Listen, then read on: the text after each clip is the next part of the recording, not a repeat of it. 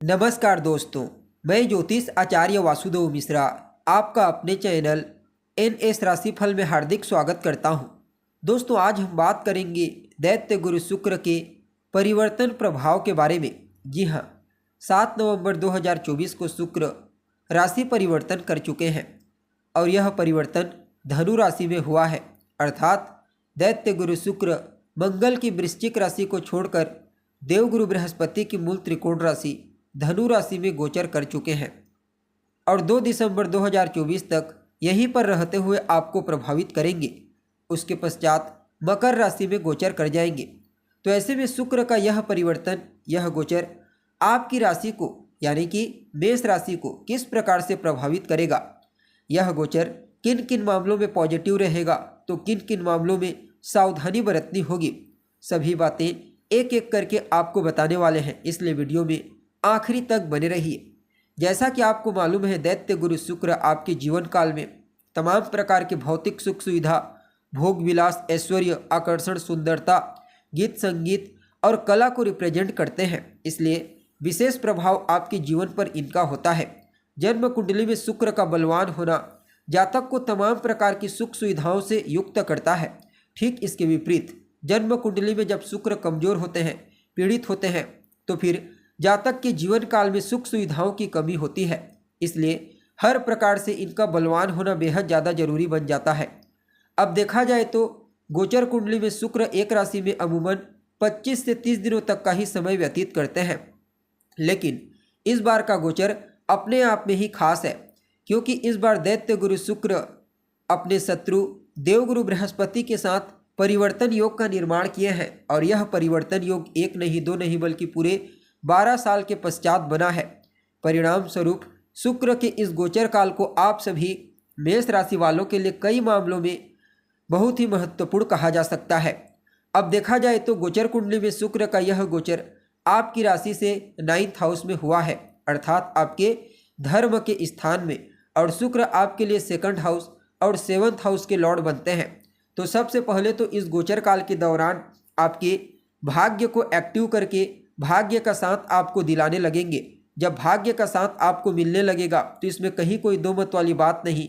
आप जो भी कार्य करेंगे वे सभी कार्य आपके पूरे होंगे। आपकी कोई अधूरी इच्छा है, कोई अभिलाषा जो लंबे समय से पूरी नहीं हो पाई है, तो भाग्य की मजबूती के चलते आपकी वह अधूरी इच्छा पूरी हो जाएगी।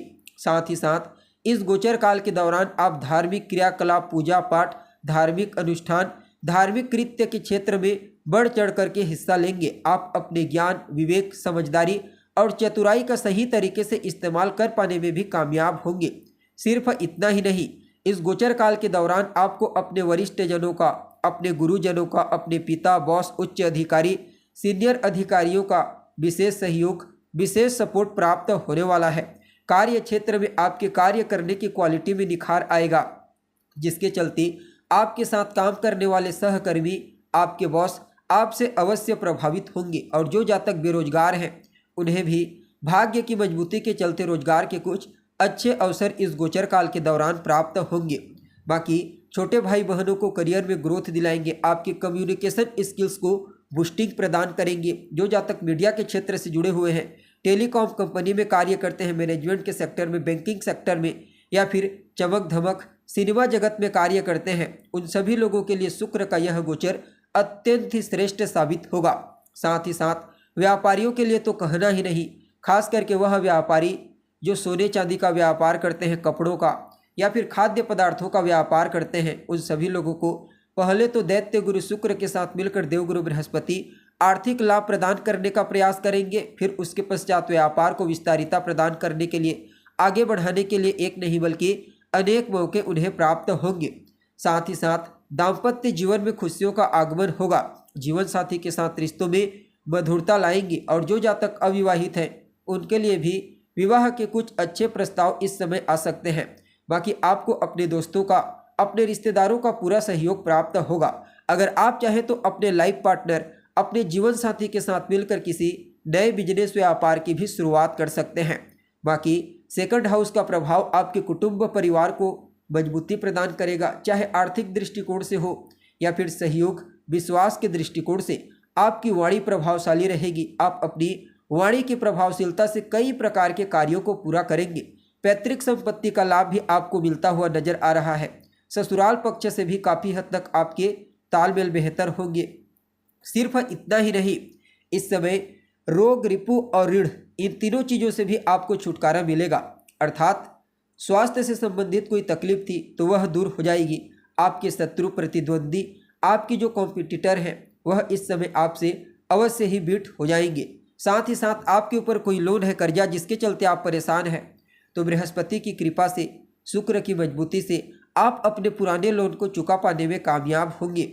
और वह सभी विद्यार्थी जो किसी भी प्रकार से कोई कॉम्पिटिशन एग्जाम, प्रतियोगी परीक्षा की तैयारी कर रहे हैं, उनके लिए भी इस गोचर काल को किसी वरदान से कम नहीं कहा जा सकता।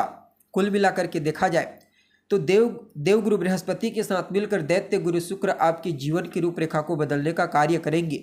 8वें भाव और 10वें भाव पर प्रभाव होने के चलते चीज़ों को गहराई से, डीपली तरीके से समझना आपकी पहली प्राथमिकता होगी।